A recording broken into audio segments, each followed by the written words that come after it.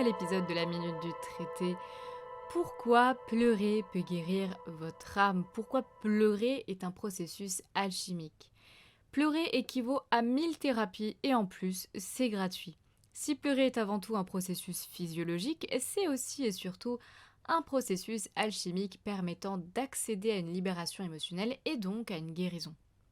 Le problème, c'est que pleurer est considéré par la société comme une faiblesse, et les gens qui pleurent sont perçus comme des faibles. Alors c'est intéressant car au final on stigmatise un acte permettant d'aller mieux et de guérir comme un acte de faiblesse, voire de honte, comme si insidieusement on empêchait les peuples d'aller mieux. Alors on peut pardonner à une femme de pleurer, mais on condamne formellement un homme de pleurer. Comporte-toi en homme et ne pleure pas. Celui qui est fort est celui qui ne pleure pas, mais si en réalité le fort était justement celui qui pleurait, car celui qui fait face à lui-même. À force de ne pas pleurer, on finit par verrouiller complètement cette voie d'expression, on se forge une carapace qui va en réalité accumuler et emmagasiner tous les fardeaux traumatiques et émotionnels. Certaines personnes s'effondrent justement des années plus tard, sans trop savoir pourquoi. Fermer le robinet n'est en réalité peut-être pas la solution. Mettre sous le tapis de toute façon n'a jamais été une solution. Je pense d'ailleurs à des amis garçons qui me racontent en privé vouloir pleurer mais qui n'y arrivent plus ou quand ça se produit, à peine une ou deux larmes sortent. Donc pleurer, c'est déjà faire preuve d'authenticité. Celui qui pleure assume sa fragilité, car si pleurer est souvent associé à la tristesse, évidemment on peut pleurer d'amour, d'accomplissement, de joie, de beauté, de bonheur. Pleurer permet d'exprimer toute la palette des émotions. Alors pourquoi autant verrouiller cette voie? Eh bien peut-être parce que c'est un processus qui a bien plus de pouvoir qu'on ne peut l'imaginer, et tout ce qui est bon pour l'âme quand même se retrouve toujours un petit peu caché. Alors voyons maintenant dans un premier temps ce qui se produit de façon physiologique, avant justement d'aller voir ce qui se produit de façon spirituelle, dans l'invisible, et de découvrir qu'en fait c'est un véritable processus alchimique qui se met en place. C'est donc un processus de transmutation, c'est un processus alchimique, et qui a donc pour but de transformer votre psyché vers plus de lumière.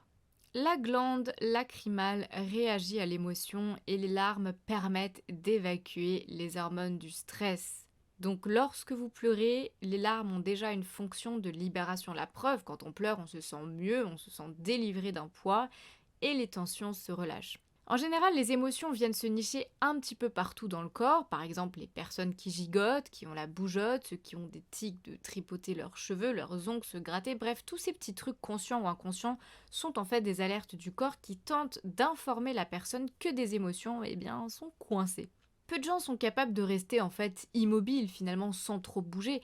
Le corps parle, le corps vit en permanence, c'est une enveloppe émotionnelle et le but étant quand même justement de neutraliser ces émotions, de les maîtriser, mais pour les maîtriser, il faut quand même pouvoir les évacuer. Par exemple, je pense à un exercice de jeu d'acteur qui a été initié par Sanford Miner qui consiste à réciter une chanson, un texte face au public sans bouger, en étant parfaitement droit sur ses deux pieds et complètement immobile. Alors ayant étudié cette méthode directement aux États-Unis, je la connais bien et j'ai donc pu constater par moi-même ce qui se produisait. J'ai donc une anecdote assez marquante. Lors de ce cours, un camarade, un homme, un ancien militaire ayant combattu sur le terrain en Afghanistan, un dur à cuire qui a décidé de se lancer dans cet exercice devant tout le monde avec bravoure, sans trop savoir ce qu'il attendait et surtout en pensant qu'il fallait juste réciter son texte en étant immobile. Donc dans sa tête, il a sûrement dû se dire « je vais tâcher de rester immobile, je gère mon corps, il n'y a pas de souci, je vais le faire ». Alors il a commencé à réciter son texte en gigotant, même légèrement, car le stress parle. Comme je vous expliquais, les émotions se faufilent un peu partout dans le corps. Même si c'est juste un tout petit mouvement dans le petit doigt, il y avait toujours en fait quelque chose qui bougeait quand il faisait l'exercice. Alors le professeur est venu au bout de 2-3 essais, puisqu'il n'arrivait pas à rester en fait immobile. Il pensait qu'il y arrivait, mais inconsciemment il s'en rendait même pas compte. Il y avait toujours un petit truc qui bougeait, il penchait. Donc l'enseignant est venu pour neutraliser ces petits gestes parasites et ainsi l'empêcher de bouger. Il l'a enveloppé avec ses bras pour le maintenir immobile et il lui a demandé de recommencer son texte sans bouger en regardant dans les yeux ses camarades. À la seconde, il a repris son texte en étant parfaitement immobile puisqu'il n'avait plus d'autre choix que de ne pas bouger, il était maintenu par le prof, il a fondu en larmes. Donc c'est très intéressant à observer parce que c'est une confirmation que tous ces petits mouvements sont des émotions qui ne sont pas évacuées. Donc là, on voit que l'immobilité rend une personne vulnérable. Cette immobilité, on va dire que c'est un tremplin, c'est ce qui permet d'accéder aux larmes. Comprenez que les émotions, elles ont besoin de retrouver la voie principale d'évacuation de votre corps. Imaginez-vous être des arbres où chaque fardeau émotionnel serait bloqué dans les branches. Ces émotions se traduiraient justement par des petits doigts ou des petites mains qui s'agitent, des tics aux épaules, des pieds qui se balancent, etc., etc. À la longue, tout ceci contribuerait malheureusement à développer des maladies, car c'est emmagasiné et imprégné dans votre corps. L'énergie de votre corps doit circuler, tout est toujours en mouvement, et lorsque certaines choses justement sont bloquées, ça déborde et ça crée des nœuds qui sont encore plus difficiles à gérer que de simplement pleurer. D'où le fait que parfois certaines personnes éclatent en sanglots sans trop savoir pourquoi, il y a un trop-plein, donc le but c'est vraiment d'évacuer ces nœuds, et c'est les larmes qui vont pouvoir vous aider. Donc si physiologiquement on voit déjà qu'il se passe quand même beaucoup de choses, que pleurer ça détend, ça nous libère, ça dénoue, on va voir que d'un point de vue purement spirituel, pleurer est un acte symbolique et purement alchimique. Les larmes sont du liquide lacrymal qui contiennent de l'eau et du sel. Comme par hasard, ce sont deux éléments symboliquement forts. L'eau a une fonction de purification et le sel une fonction de protection et de neutralisation. Lorsque vous pleurez, vous évacuez, vous nettoyez les bagages traumatiques et émotionnels, et le sel vient supprimer, neutraliser les énergies du chaos pour éviter que tout ne retombe au sein de votre psyché. On voit d'ailleurs le rôle du sel dans les rituels de magie. Le sel a une fonction justement de protection et la plupart du temps de sacralisation. On consacre souvent dans des rituels de magie blanche avec le sel. Donc le sel, c'est pas un élément anodin. Le fait que les larmes contiennent du sel, ce n'est pas anodin. Donc pleurer, c'est nettoyer, neutraliser et consacrer. La vie est bien faite, l'être humain possède en réalité toutes les ressources en lui pour guérir. D'ailleurs, ce qui est intéressant, c'est que certains courants préconisent largement le baptême dans l'eau de mer, dans l'eau salée, justement pour purifier. Si l'eau des larmes vient nettoyer, c'est donc une eau lustrale. Et une eau lustrale, c'est une eau bénite. Elle est consacrée. L'eau des larmes nettoie votre âme. Plus vous pleurez, plus vous évacuez les nœuds et plus vous nettoyez votre âme. Et plus vous nettoyez votre âme, plus vous vous allégez. Plus vous vous allégez, plus vous vous purifiez. Pleurer est donc un outil et une arme particulièrement puissante pour vous nettoyer, et c'est le but de votre incarnation sur Terre.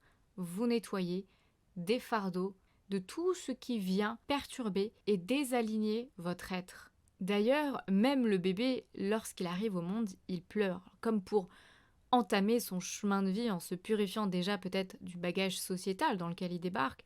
Alors il n'y a pas forcément de larmes, parfois chez le nourrisson, c'est surtout des hurlements, mais pleurer de toute façon est inhérent à la condition humaine. Pleurer, c'est un peu comme le premier baptême de la vie, la première consécration de l'homme dans la vie. Donc ça serait quand même dommage de passer à côté de cet acte symboliquement fort. Si on a les thérapies par le rire, il serait quand même bon d'encourager simplement de pleurer. Alors attention, inutile de pleurer devant tout le monde. Pleurer est un acte sacré, c'est un acte intime, inutile de s'exposer. Ce qui est difficile, c'est quand même, au départ, de se voir pleurer, d'admettre de pleurer. Le malaise que ça procure devant les personnes, ça peut se comprendre. Pleurer dans sa solitude peut en fait être peut-être plus malaisant pour la personne, surtout au début. Si on se lance dans cette voie des larmes. C'est qu'en réalité, c'est que la personne refuse de regarder sa fragilité. Et c'est normal de toute façon, puisque se voir dans des états de souffrance et face à soi-même n'est-elle pas la chose la plus difficile? Alors inutile de se juger et de prendre l'acte de pleurer trop au sérieux, il faut simplement se dire que c'est pour nettoyer. Si pleurer, c'est justement un acte qui permet de nettoyer, on sait qu'il y a, aujourd'hui, à notre époque, énormément de personnes qui ont recours aux soins énergétiques. Le soin énergétique, justement, va provoquer ce processus de nettoyage à votre place.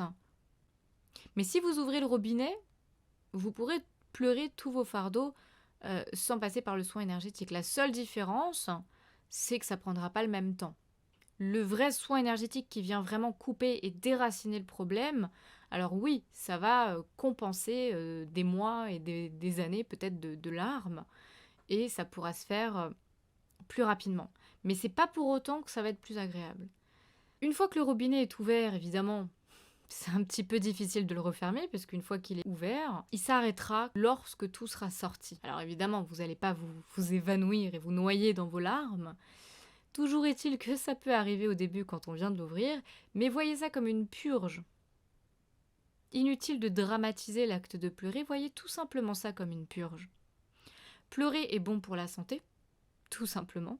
Et se forcer à ne pas pleurer est une bêtise, je le dis car je suis passée par là et ça fait beaucoup plus de mal que de bien, croyez-moi. Donc inutile de vous exposer, son intimité c'est son intimité, mais ne luttez pas et ne tentez pas de combattre des envies de pleurer.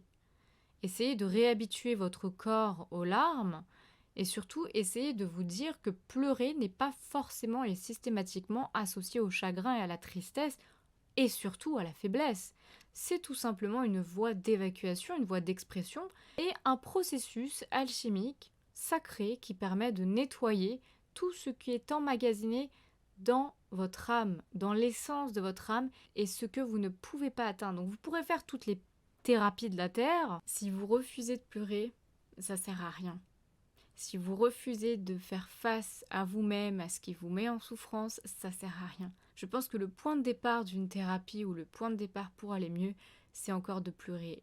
C'est tout bête et pourtant c'est ce qu'il y a de plus simple et c'est ce qui est essentiel. Vider son émotionnel par les mots, c'est très bien, mais vider son émotionnel par les larmes, c'est encore mieux.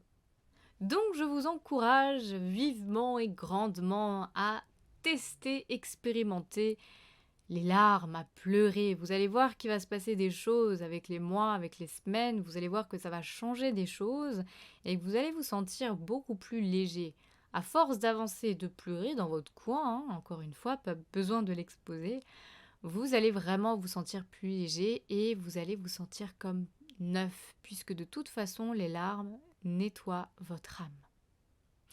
J'espère que cela vous encouragera évidemment à ne pas résister à la tentation de pleurer et que peut-être vous verserez une petite larme la prochaine fois que vous en aurez le souhait.